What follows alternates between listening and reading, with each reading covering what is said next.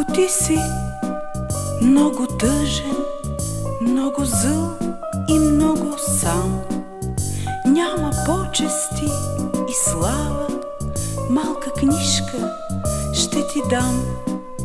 Песничка ще ти изпея с един мотив любим. Ще ти нарисувам слънце, ще ти прожектирам филм. Ако искаш дискотека и класически балет, може и на таз пиеса в театъра на първи ред. И ще се почувстваш весел и добър и справедлив.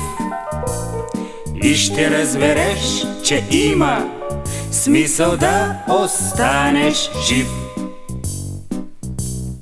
И ще разбереш, че няма смисъл да пестиш пари. Да препъваш своя ближен и приятеля дори. Да ядеш за чужда сметка и да се стремиш към власт.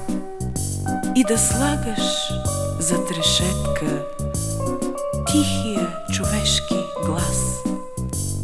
Затова ако си тъжен, лош, обиден, зъл и сам, няма почести и слава, а изкуство ще ти дам.